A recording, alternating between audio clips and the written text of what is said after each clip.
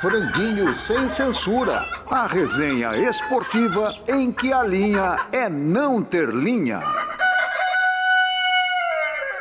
Salve, salve, frangueiros e frangueiras. Sejam muito bem-vindos ao Franguinho sem censura dessa semana. Vou te dizer que hoje está super especial.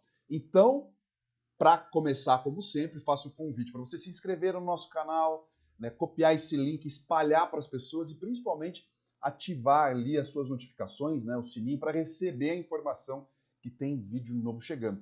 Por exemplo, o programa de hoje tá imperdível. Tá começando agora o Franguinho. As manchetes do dia. Afinal, o futebol começa para valer. Vamos mergulhar nas finais dos estaduais pelo Brasil, na fase de grupos da Libertadores e na Eurocopa, uma Copa do Mundo sem Brasil, Argentina, Uruguai e algumas seleções da África. Vamos começar? Você já percebeu que realmente eu falei a verdade, o programa está super especial. Até porque temos entre nós a lenda, a referência, um dos seres humanos mais bacanas que eu já conheci. Senhoras e senhores, aplausos que estamos recebendo J. Júnior.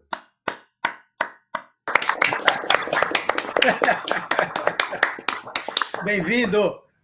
Obrigado. Estou me sentindo num zoológico, só tem feras aí, tem coisa impressionante. Tem alguns burros no meio também,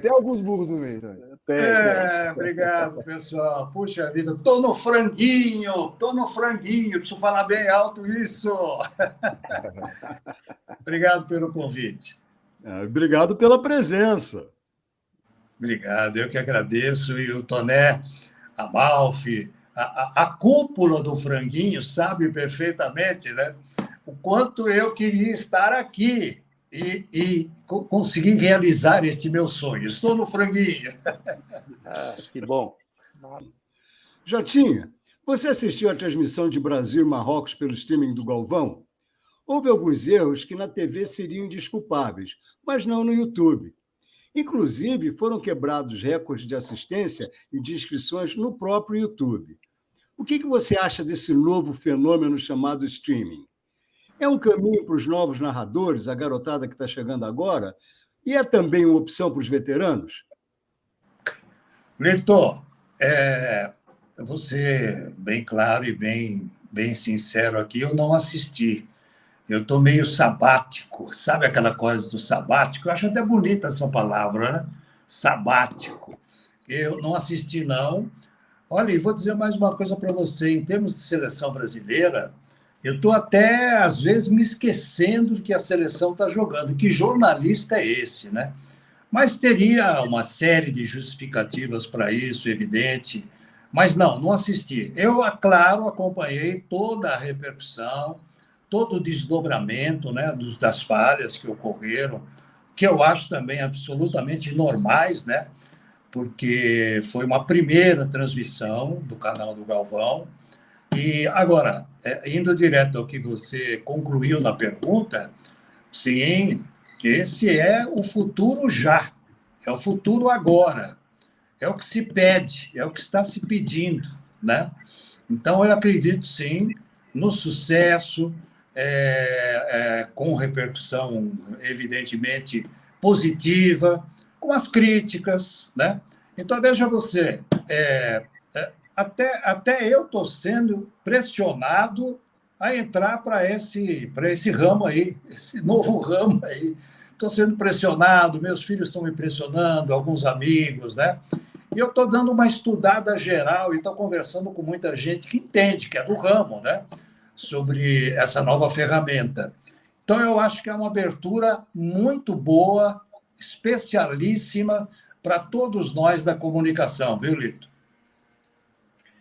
Ô, Jotinha, você é um cara de muita acessibilidade, sempre teve muita calma quando olhava e olha no entorno. E eu vou, assim, uma coisa relacionada à nossa profissão, né? nesses últimos anos, você consegue ver, por causa disso, quer dizer, você consegue ver algumas coisas que ficam encobertas ou nas sombras, né? Aquelas coisas mais sutis. Nesses últimos 10 anos ou 15 anos, talvez, além da evidente evolução tecnológica que a gente vem vivendo, o que mais te chamou a atenção? Será que é uma coisa mais ligada ao ser humano? Houve muita mudança, não? Oi, Elinho, que bom revê-lo, mesmo que Igualmente. virtualmente, né, Elinho? Que bom, que bom. Sempre bom. É um grande profissional que eu sempre admirei muito. Obrigado. Então, as mudanças, elas têm várias, desses 10, 15 anos para cá, tudo muda, né? O mundo vai mudando a cada segundo, é claro, todos nós sabemos disso. E no nosso meio, né, a gente tem, como no mundo, como na vida, mudanças boas, positivas, né, que contribuem, e temos mudanças que, para a nossa geração, afrontam, né?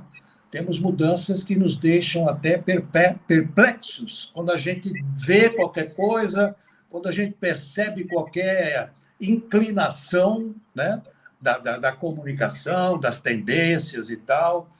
E isso incomoda. Eu confesso que tem me incomodado.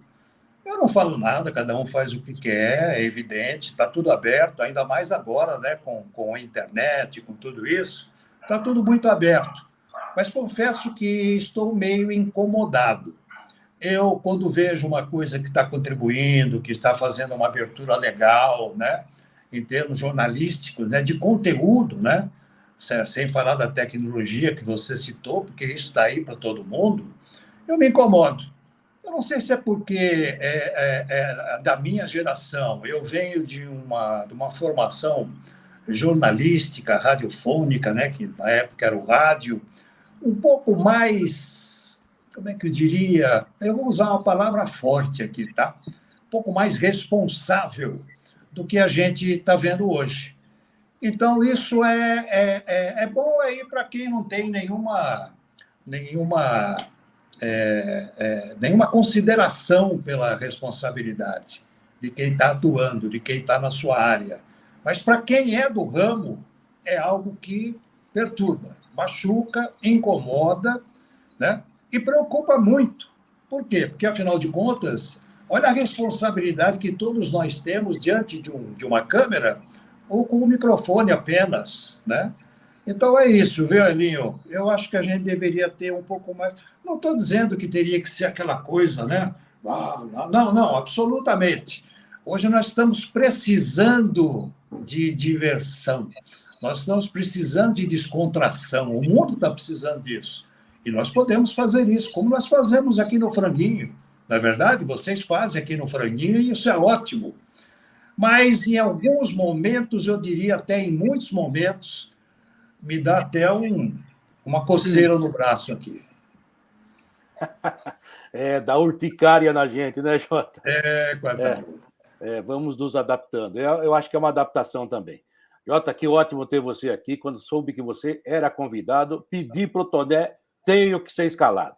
Olha, Obrigado. O que eu quero saber, e a pergunta minha, dizem que repórter, a melhor pergunta é aquela direta, né? Jota, a narração como nós conhecemos, não tem mais espaço? Eu sempre admirei muito o Quartarolo, primeiro como pessoa e depois pelas perguntas diretas. Quando tinha aquelas coletivas, né? Quem acompanha o Quartarolo, é claro que sabe disso, com todo respeito a todos os repórteres, cada um na sua, mas o Quartarolo é que ia direto no entrevistado. E por isso você sempre chato. soube ponte. No fim acaba ficando chato, né? O treinador faz cara feia, tem outro que não quer responder. Isso você sabe que é perfeitamente assim, natural. Eu ainda acho, Quartarolo, que tem que mudar mesmo, a narração tem que mudar, cada um tem o seu estilo, cada um tem a sua versatilidade, né, para narrar, e a gente tem visto isso aí, e muitos colegas até com muito brilhantismo, né? Mas eu ainda acho que a prioridade é que não está sendo observada, né? A prioridade. Qual é a prioridade de uma transmissão, de uma narração de futebol? Né? Primeiro, claro, a imagem. A imagem está lá, né? O cara não liga lá a televisão, ele não pega o seu celular, o seu smart, qualquer coisa assim, para ouvir o locutor. Não, isso aí, se você fizer uma pesquisa, é desse tamanho. Ele quer a imagem boa, ele quer um sinal bom, ele quer ver o espetáculo, né? Ele quer torcer para o time dele, torcer contra o outro time. Então, eu acho que a gente deveria ter mais cuidado. Você me perguntou, e desculpa se eu estou sendo até indelicado com alguns colegas ou com a classe. A gente deveria ter mais preocupação com a imagem, né? O cara que está ali comandando uma transmissão, ele tem que ter essa preocupação. Primeiro porque, né, é o item número 1. Você tem que trabalhar com a imagem. O locutor não é mais importante que a imagem. Eu nunca achei isso, né? Tem um locutor que se sobressai, tem outro que é mais discreto. Isso são estilos. Mas a gente precisaria ter um pouco mais de compromisso com o nosso assinante, telespectador, internauta, com aquilo que ele está vendo, né?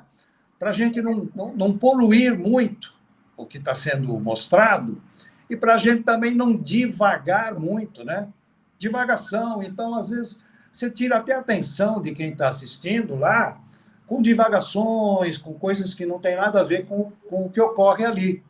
Há quem defenda uma tese, e eu já ouvi isso, de narrativa, de que você só tem que se preocupar na narração quando a bola vai para a área, né? Que aí tem perigo de gol, aquela... Não, eu não concordo.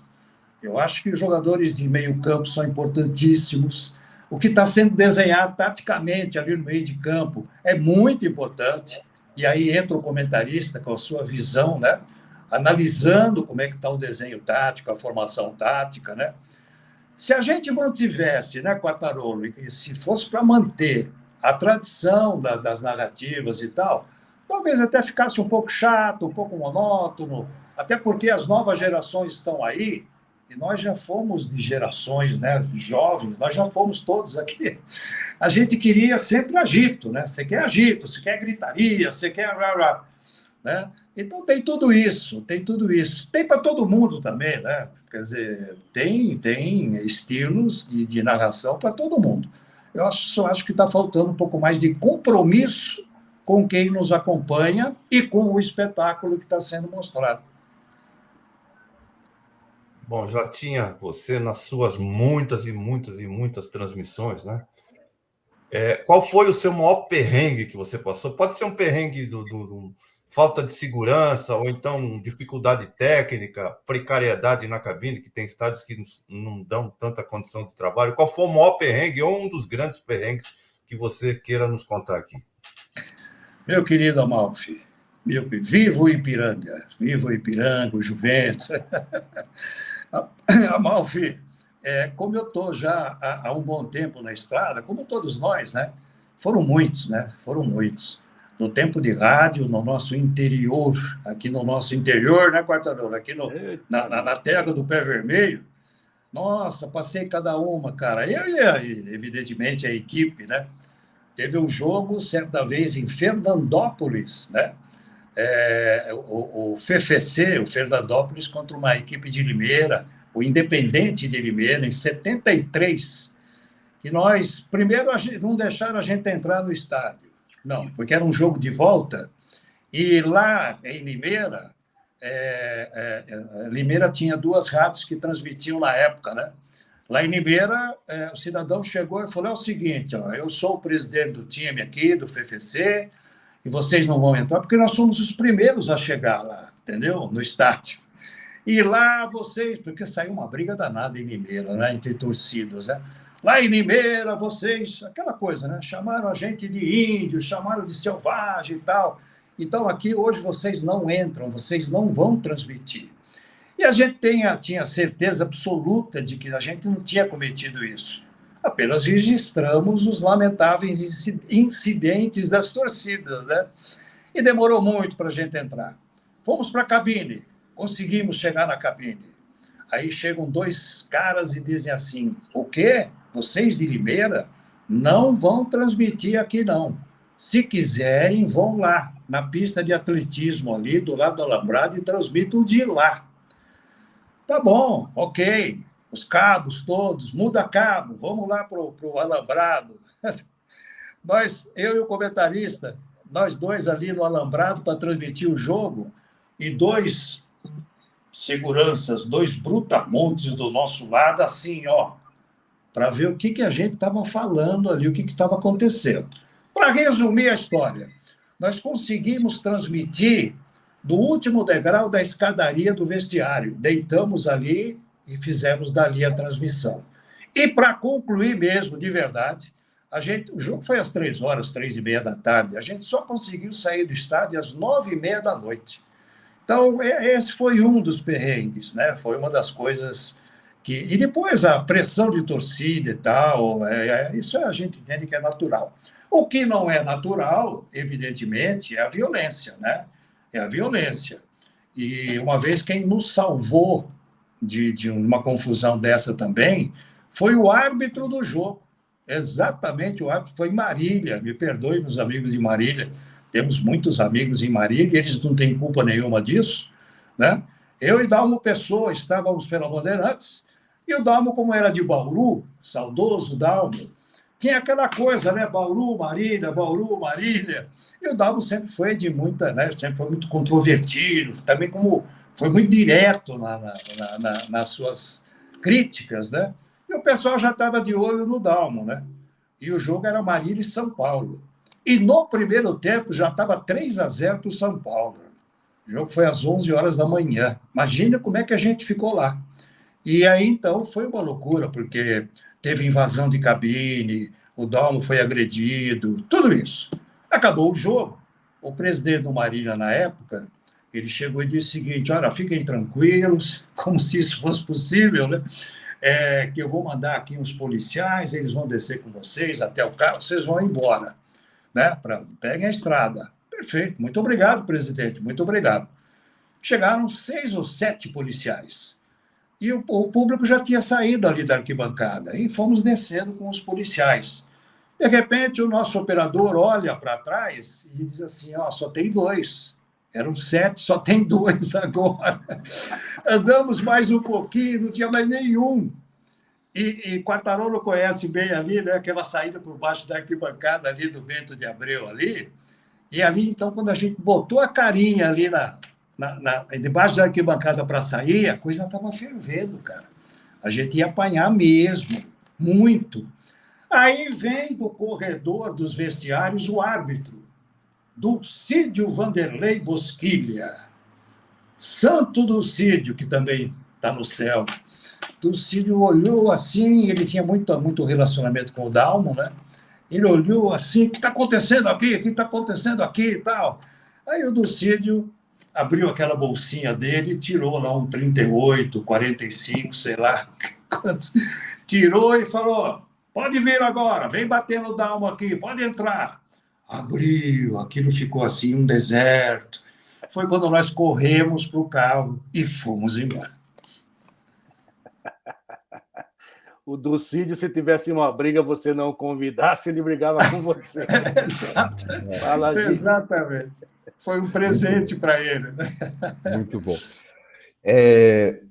O Jota, né, faz parte da nossa memória afetiva com o esporte, né, com certeza, e eu posso falar bem isso, né. Eu conheci o Jota, né, como narrador na época que eu assistia a gravação, o tape do campeonato, né, dos jogos, Campeonato Brasileiro, Campeonato Paulista, no Show de Esporte, né, tinha o jogo, depois entrava o tape. Aí depois eu tive a felicidade, eu fui jogador de vôlei profissional, do Jota narrar jogo meu, né. Até lembro, né, um momento que eu fiz um bloqueio e a narração era assim: tá aí, o improvável aconteceu, o baixinho Alexandre fez um bloqueio. Isso foi muito legal, porque era o Jota narrando, né? E ainda, né, a carreira de jornalismo traz um presente magnífico, que é você trabalhar com o Jota depois como repórter, como comentarista de vôlei, mas acho que o principal é ficar amigo dos seus ídolos, né? E com certeza o Jota foi uma referência que me fez gostar de esporte ainda mais e ter essa paixão em trabalhar. E eu espero continuar podendo trabalhar com o Jota. Por isso vem a minha pergunta, assim. Eu vejo você falando e eu acho que parar não está passando pela sua cabeça. O que te faz querer continuar, Jota? Ale, a gente falou muito sobre isso, né? Quando eu narrava os seus jogos e tal. Olha, primeiro deixa eu fazer uma colocação aqui sobre o voleibol, né? Eu fui lançado numa fogueira danada para transmitir voleibol no Pan-Americano de Caracas, em 83, pela TV Bandeirantes, né? Eu fui pela rádio para fazer boletim lá em Caracas. E, no fim, precisei narrar. E quem me ajudou muito, primeiro, foi o Álvaro José, né, que era o meu comentarista. Dizia, Álvaro, o que é o voleibol? Como é que é esse negócio? Eu conhecia superficialmente, é claro, o voleibol, né? De jogos abertos do interior, aquela coisa toda. Depois aprendi muito com Paulo Russo, professor Paulo Russo, que também comentou muito o voleibol comigo, né? E com o Alê, porque quando a gente fazia as viagens, o Alê nem percebia, mas quando ia conversando, assim, principalmente com o nosso querido Marquinho, né, o Marco Freitas e tal, que é outra cobra do voleibol, né? Medalha olímpica e tudo, eu ia prestando uma atenção danada. E quando a gente estava ali no pré-jogo, quer dizer, só a nossa comunicação antes do jogo, o Alê repórter e o Marquinho na cabine, eu ficava só ali, ó, roubando tudo que eles estavam trocando de ideias e de informações. Então, Alê, além de tudo, além da admiração que eu tenho por você, e você sabe disso, né? Pessoal, o profissional. Trabalhamos juntos e você ajudou muito a que eu entendesse os meandros do voleibol, entendeu? Você tem um valor inestimável. E a nossa convivência, felizmente, ela sempre foi muito boa. O que me faz levar a pensar, a ler, de que eu ainda não preciso parar, é que eu estou me sentindo saudável e acho que ainda sou útil, né?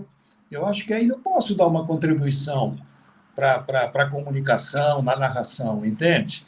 Então, é isso que me faz... Porque se eu estivesse enfadado, enjoado disso, cansado, e rico, né?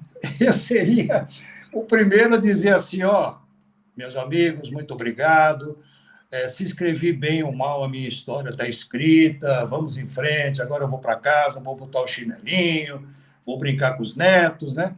Mas não, eu estou me sentindo ainda aproveitável, por isso que eu ainda gostaria de continuar, viu, Ale? Jota, primeiro eu queria dizer do prazer, né, de ter a chance de conversar com alguém que é uma das referências, é uma das pessoas que faz a gente despertar essa paixão pelo jornalismo esportivo e isso que você descreveu tão bem, de gostar, né, de ser a nossa cachaça, então uma admiração muito grande.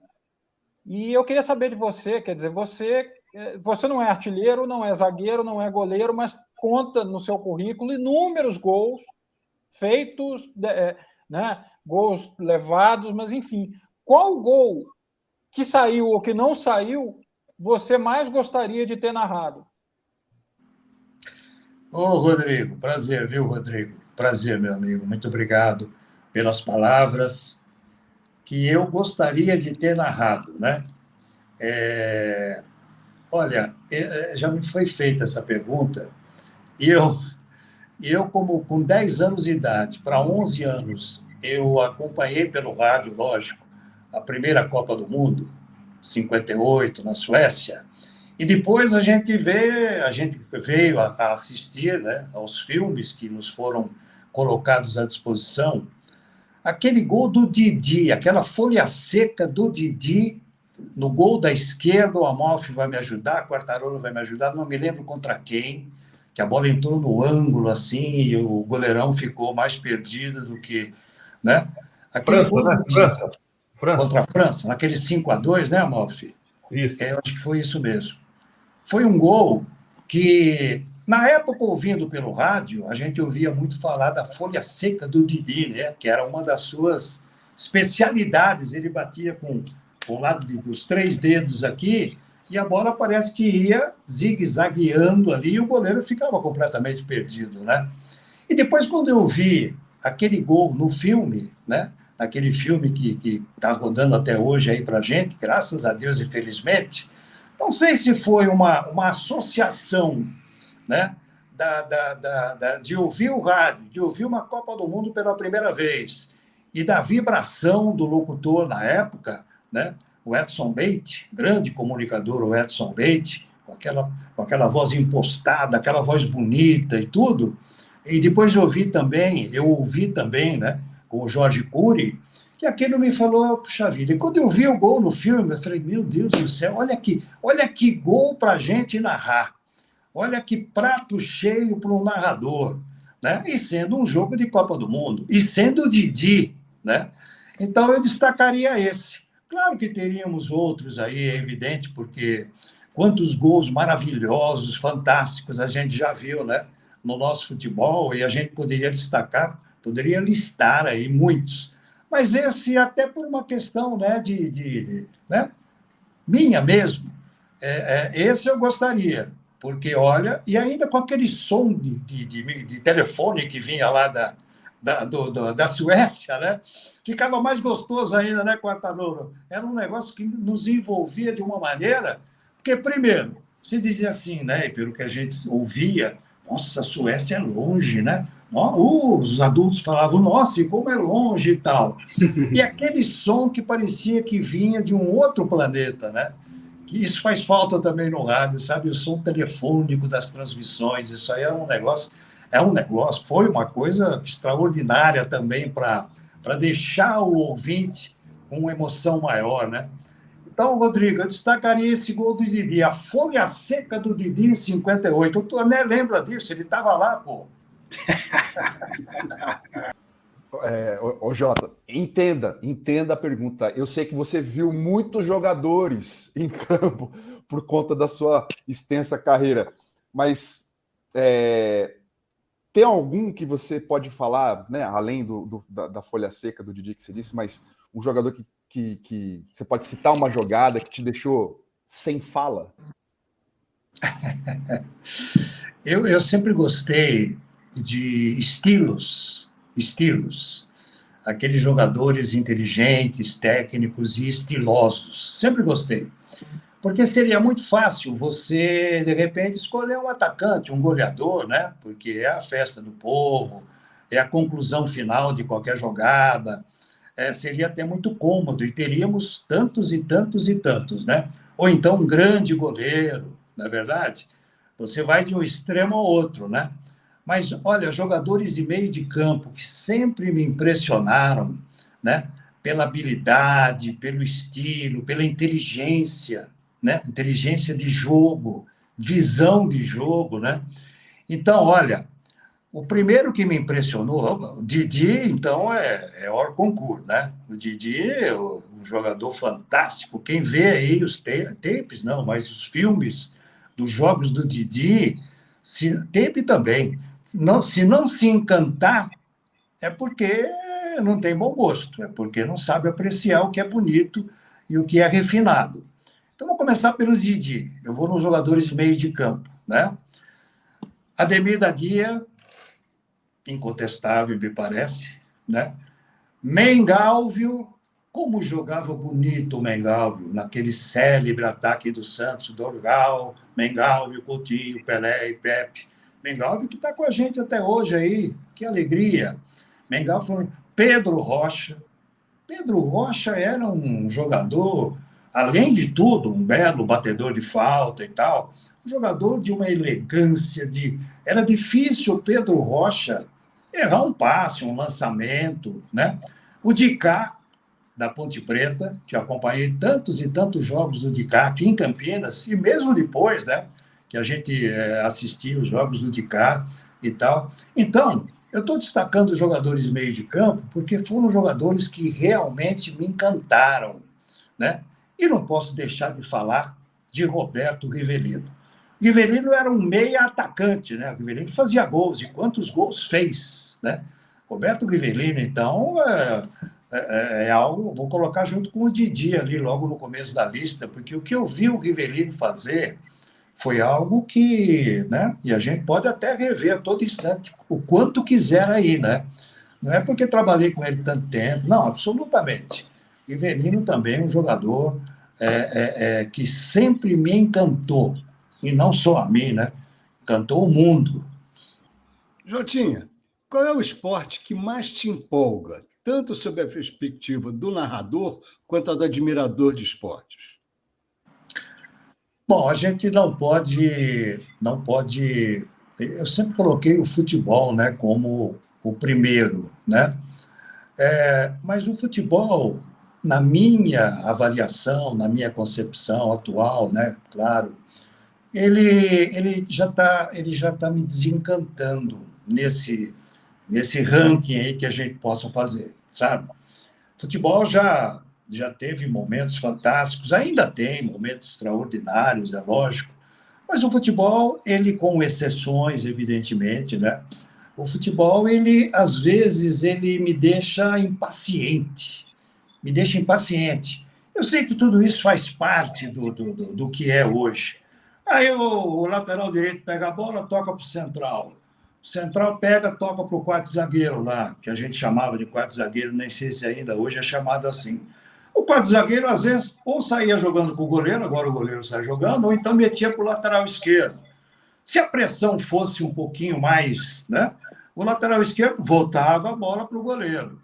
Então, isso aí me cansa, sinceramente me cansa. Eu sei que é a idade, eu reconheço que é a idade, mas isso me cansa. E não é só aqui no futebol brasileiro, não. Eu me arrisco, às vezes, a ver os jogos lá de fora, né?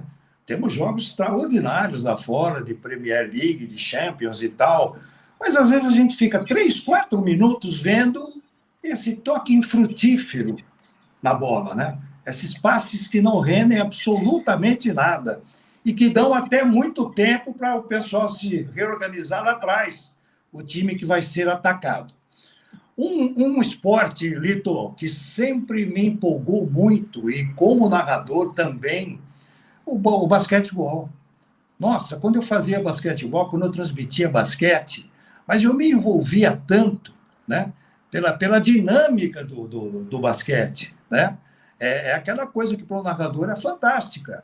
Você só para mesmo ali na pedida de tempo e a coisa rápida e tal, o basquete e depois o voleibol.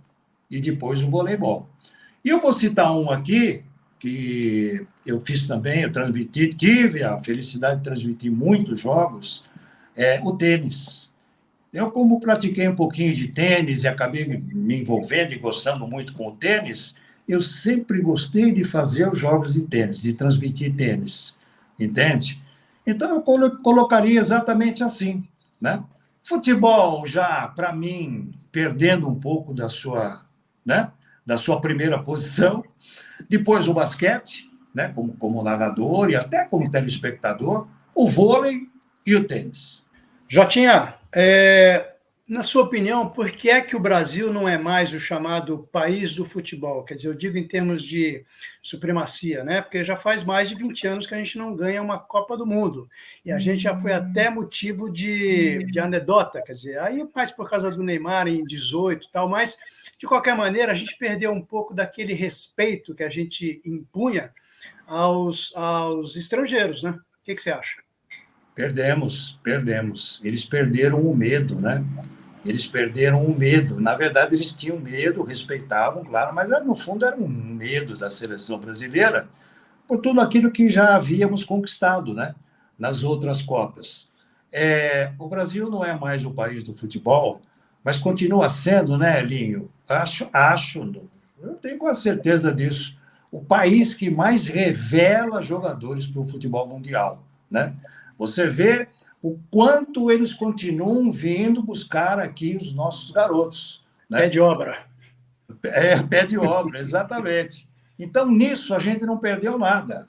Aliás, estamos perdendo, né? Porque eles poderiam estar aqui jogando um pouco mais e tal. Mas aí vem o poderio econômico, né? Aí vem o euro, vem o dólar, e vem uma outra série de coisas, né? Então, e outra coisa também que eu sempre achei, viu, Elinho? Mesmo quando a gente ganhou, Copa do Mundo não é um campeonato, na verdade, é um torneio, né? É um torneio, porque a partir da segunda fase não é nem mata-mata, né? É o mata. Quer dizer, ou vive ou morre. E isso também é muito complicado, A par disso, eu diria que nós ainda nos preocupamos muito com o modelo tático que se aplica lá fora, que se joga lá fora, entendeu? Eu acho que a gente teria que ter um pouco mais de personalidade, né? Futebol brasileiro, com o treinador que fosse da seleção brasileira. Primeiro nas convocações, né? Primeiro nas convocações. Tem jogador, ela perdeu a identidade, a identificação com o torcedor há muito tempo.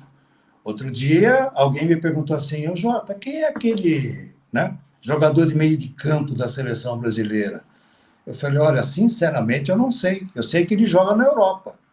Porque eu nunca vi, nunca ouvi falar. Então, essa identificação também prejudicou muito, né? E a depreciação com os jogadores que atuam por aqui. Porque qual é a comparação que o torcedor faz, e nós jornalistas podemos fazer também, claro, com um pouco mais de cuidado, de jogadores que atuam lá fora, que vestem a camisa da seleção, numa Copa do Mundo, né? Às vezes o torcedor diz o seguinte, mas espera aí, esse cara que joga lá no Liverpool, no Arsenal, sei lá onde, aqui nós temos um volante, um atacante, um lateral, sei lá, que não fica devendo nada para ele e que poderia sentir muito mais o que é uma camisa da seleção brasileira. Então você vai se juntando a tudo isso, né? E no que eu coloquei, né, tem a terceirização da seleção brasileira. A CBF faz tempo que não manda mais na seleção brasileira, né? Manda em outros sentidos, mas não jogamos aqui, não temos jogos aqui. O torcedor faz o quê? Tá bom, vocês querem jogar lá não sei aonde e tal. Vão lá, vão jogar lá. Isso foi também tirando o estímulo do torcedor, assim como dos jogadores que atuam aqui, né? Então, você faz um pacote, né, Linho? Você faz um pacote e acho que aí se justifica o porquê da gente não ganhar mais Copa do Mundo e de não ser mais o país do futebol. Perfeito. Bom, esse desencanto que o Jota falou na resposta anterior e agora também completou é o que a gente tem pelo futebol hoje, realmente, mas, infelizmente, não será na nossa geração que vai melhorar. E meio ácido que eu estou hoje, meu caro Jota Júnior, só hoje, hein? Falando um pouco da nossa profissão, né? Quando eu cheguei na Gazeta, tinha lá um grande narrador que confundia ritmo com pressa, né? E agora eu ia perguntar o seguinte para você, aliás, eu vou. Tem muita gente confundindo gritaria com emoção na televisão? Na televisão e no rádio, né, Quartarolo? Já que nós estamos aqui num papo franco pelo franguinho, sim. Na televisão e no rádio, né? Na televisão e no rádio. Web rádio, seja o que for que a gente ouça, né? Parece que se você não passar emoção a todo instante, né? Você não está enquadrado na nova, entre aspas, filosofia do que é transmitir futebol, né? Isso me incomoda muito, me incomoda muito. Agora, estou falando como ouvinte, como telespectador, né? Não quer dizer que eu esteja certo e os caras estejam errados, os colegas. Não, absolutamente. Mas me incomoda, me incomoda. Esse exagero em querer demonstrar, né, que o jogo está eletrizante, que o jogo está fantástico e tal, né? E então isso realmente me incomoda. Quando eu fui para a Gazeta, quando eu fui fazer um teste na Gazeta, né, Quartarolo, você se lembra, nos anos 70 era assim, né? Flávio Prado, Galvão Bueno, eu, todos passamos por um concurso lá na Gazeta para sermos contratados, né? A primeira vez que o diretor da rádio e televisão ouviu a minha fita cassete, né, que era o que tinha na época, evidentemente, ele fez essa observação. Olha, o cara tem bom ritmo, o cara é fiel ao que está acontecendo lá e tal, mas ele está vibrando pouco. Isso em 1976. Ele tem que dar mais emoção e tal. Aí eu fiz uma pergunta para o coordenador, né, que não era esse diretor, mas o coordenador. Eu disse para ele o seguinte, se ele quiser que eu coloque emoção num tiro de meta, eu não vou conseguir fazer. Se ele quiser que eu coloque emoção numa jogada de meio campo, de passes laterais ali, né, que na verdade é o início da construção de uma jogada de ataque e tal, eu também não vou saber fazer. Eu só vou realmente vibrar e me emocionar quando nós chegarmos até a área e quando aí, então, o torcedor, opa, cola o vidinho no rádio, porque o locutor está chegando na área com a bola e o atacante também. Então, eu disse isso a ele, mas em tom assim, claro, eu era ainda e continuo sendo apenas um narrador e tal. Mas eu fiz essa observação para ele. Ele disse que fez ao diretor, e o diretor falou que se quisesse trabalhar na rádio, teria que ser assim, tinha que dar emoção até em tiro de meta e tal. Aí eu fiquei meio desgostoso e tal, né? Então é isso, sabe? Muitas vezes há uma diretriz para que você seja, né? 90 e poucos minutos lá em cima, tal. E quanto mais você gritar e se esgoelar, melhor. Até porque cada um tem a sua, né? A sua fisiologia. Eu não tenho garganta para ficar gritando e para ficar me esgoelando e tal. Eu tenho a minha colocação de técnica, né, que eu aprendi nos lances agudos, nos lances de área, nos gols que acontecem, né? Isso eu sempre fiz. Mas realmente, eu não sei, né, Quartarolo, nós somos de uma outra geração aí, a gente tem uma outra visão, uma outra sensibilidade para o que seja uma narração de futebol, né? Até porque na televisão, né, fica muito perigoso você querer dar emoção se a imagem não está mostrando que é emocionante. Jota, até pegando carona nisso, quer dizer, você, nos últimos anos, principalmente, a famosa International Board, né, os velhinhos da FIFA, resolveram perder a sisudez, perder o conservadorismo e mexeram muito no futebol. Né? Hoje a gente vive um momento em que você grita um gol que depois tem que voltar atrás, porque esse gol pode não ter valido. Eu queria saber como é que foi para você lidar com essas mudanças, com a mudança na própria dinâmica do jogo. Quer dizer, hoje o jogador tem que ser um velocista, tem que ser um corredor de 100 metros rasos. A coisa é muito mais dinâmica, muito mais rápida. Então, como foi para você se adaptar a tantas mudanças que a gente viu no jogo nesses últimos anos? O que ajuda muito, Rodrigo, o que ajuda muito é a rodagem, né, que a gente vai adquirindo, né, ao longo do tempo. Aquilo que a gente chama de experiência e tal, né? Isso ajuda muito, porque você vai tentando e consegue até se adaptar, entendeu? A parte física, a velocidade, os velocistas, os fundistas que nós temos hoje no futebol, né? Agora, o VAR, não. O VAR, realmente, ele veio para matar narrador. Ele veio para nos ferrar. Vamos usar esse termo aí, né? Porque é aquele negócio, né? Sai o gol, ok. Você grita. Ok, saiu o gol, grita gol e tal. Será que valeu o gol? Será que valeu o grito de gol? Né? E aí, depois, com o VAR, que sensibilidade você terá para gritar um gol que já aconteceu, que você já gritou e que precisa refazer, né? Então, é realmente um negócio que, bom, para nós, comunicadores, né? Para comentaristas também, evidente, comentaristas de arbitragem, para repórter, ficou tudo muito complicado, né? Muito complicado. É evidente que tudo evoluiu, tudo evolui. A gente tem o exemplo do voleibol, né? Com o registro eletrônico ali, bola fora, bola dentro, isso tudo é perfeito e é diferente, né? Nós temos isso no tênis também, e também é diferente para quem está narrando, para quem está acompanhando, né? Agora, para o narrador, comentarista, repórter, né? Para o diretor de TV, para quem está trabalhando lá no caminhão, e para o torcedor, isso aí ficou muito complicado, muito complicado. Agora, se o VAR fosse, né, 100% eficiente, e se fosse 100% bem dirigido, ok, beleza. Nós vamos ter um resultado justo de uma partida de futebol. Mas não é o que acontece, né? Dá problema aqui no Brasil, muito mais, claro, e dá problema lá na Europa também. Lá, muito menos. Mas temos que conviver com isso, né, Rodrigo? Verdade. Bom, Jotinha, é o seguinte, você é um narrador que narra o jogo limpo, Você acha, uma coisa que me incomoda um pouco, não sei, eu queria saber o que você acha. Esse excesso de bordões, você que não tem bordão, que faz o jogo limpo, que seria assim um João Gilberto narrando, entendeu? Aquele João Gilberto. Poxa, O acorde perfeito, o acorde certo na hora certa. poxa.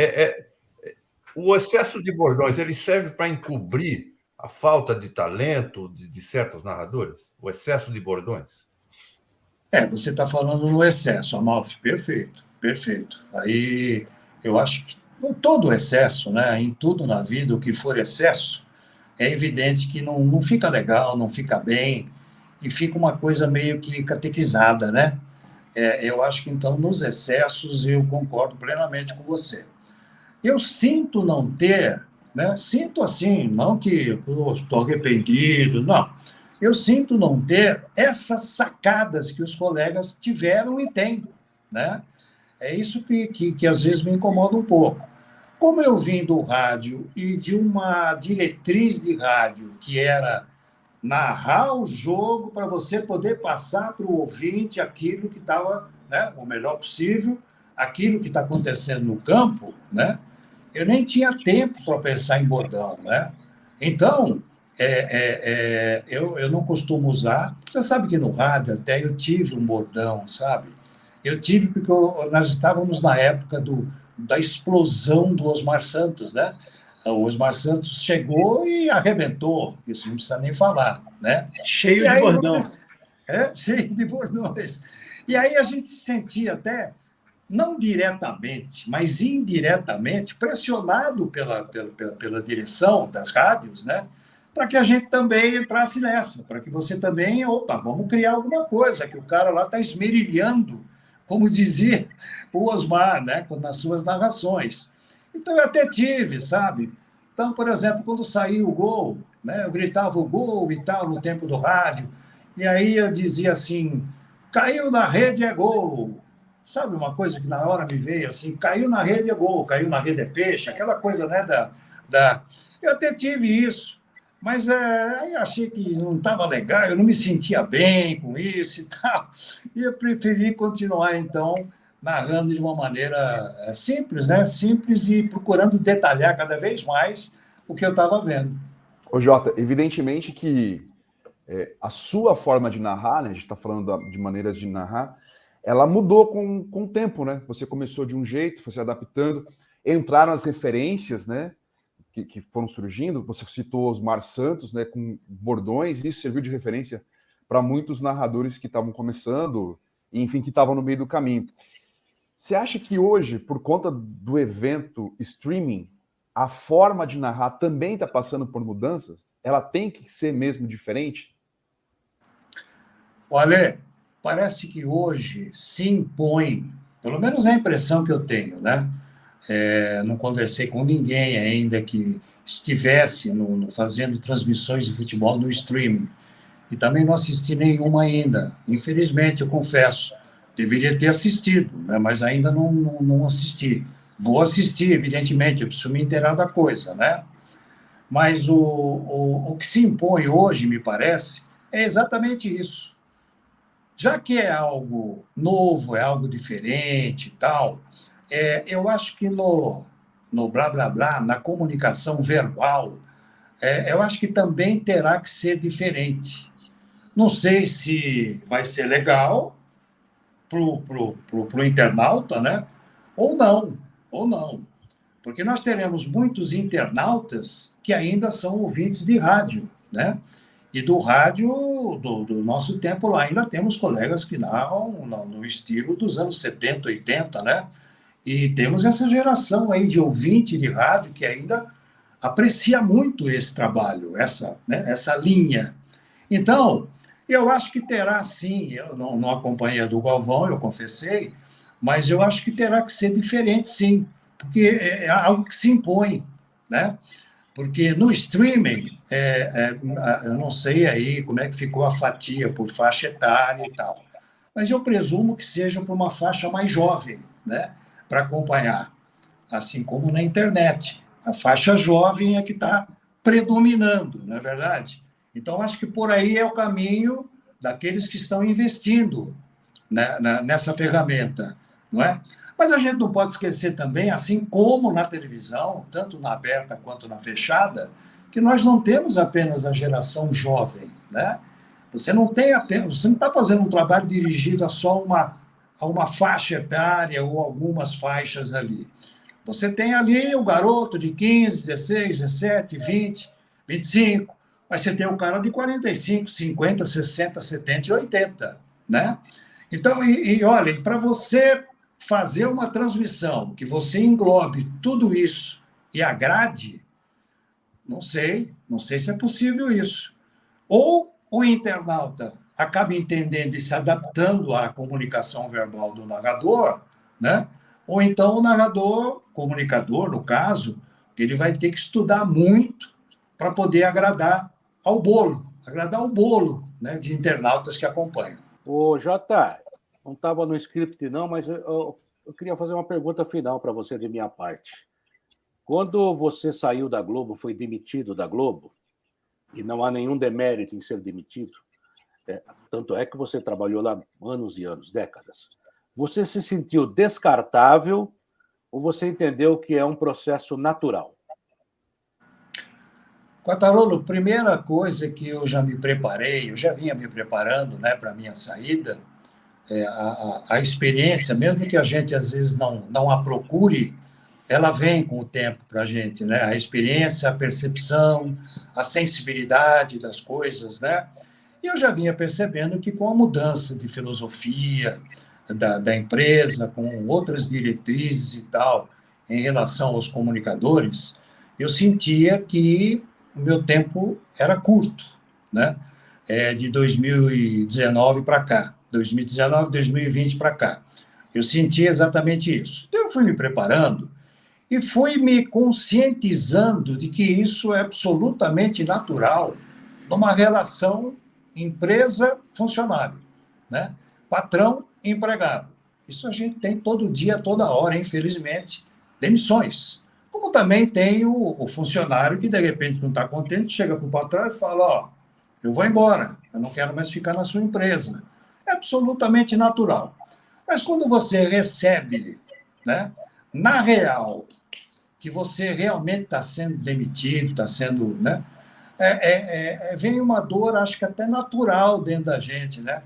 Puxa vida, eu estou me sentindo, eu acho que eu sou realmente um cara inútil, eu acho que eu sou ultrapassado, eu acho que eu não sirvo para mais nada. Essa coisa vem para a gente.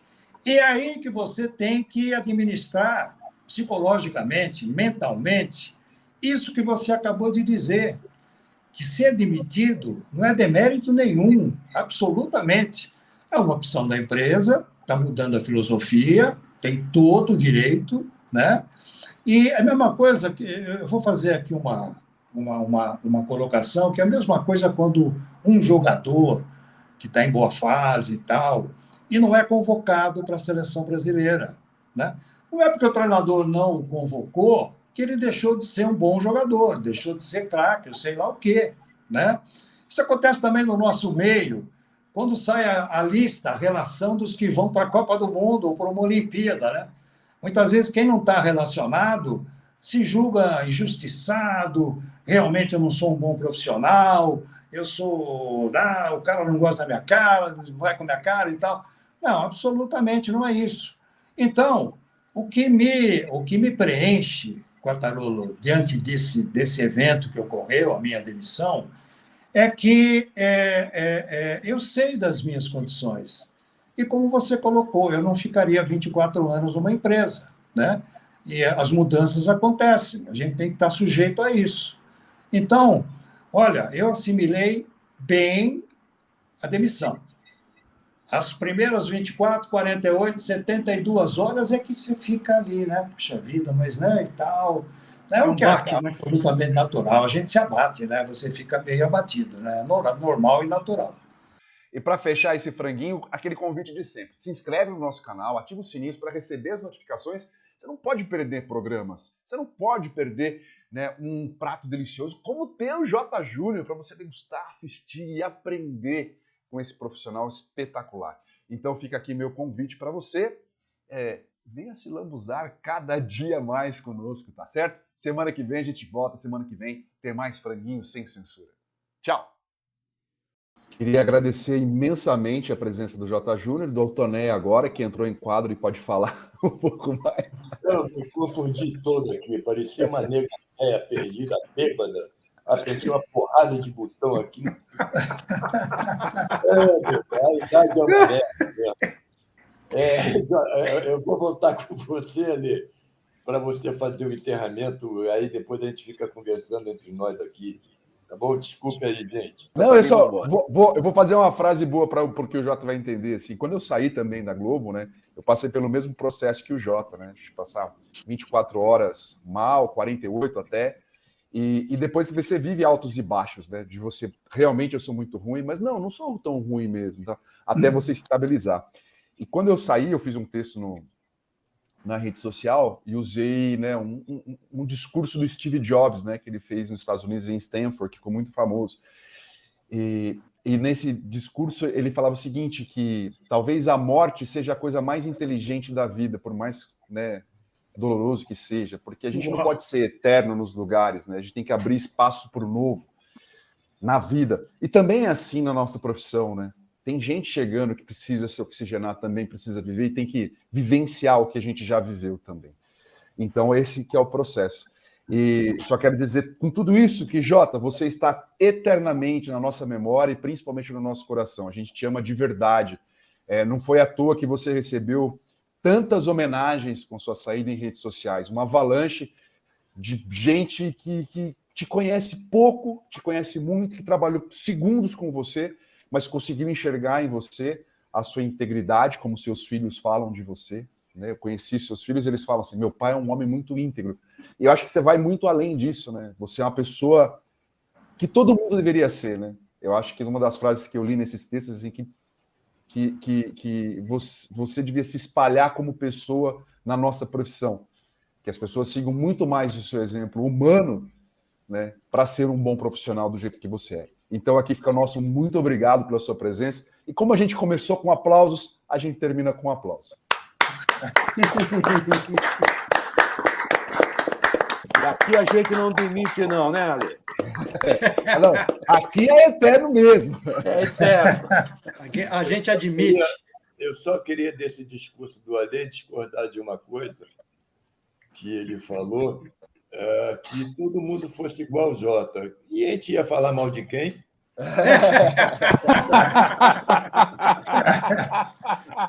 Por isso que eu cultivei sempre as amizades, porque eu posso contar com elas. Muito obrigado, gente. Valeu, foi bom demais. O melhor programa que a gente fez nos últimos 45 anos.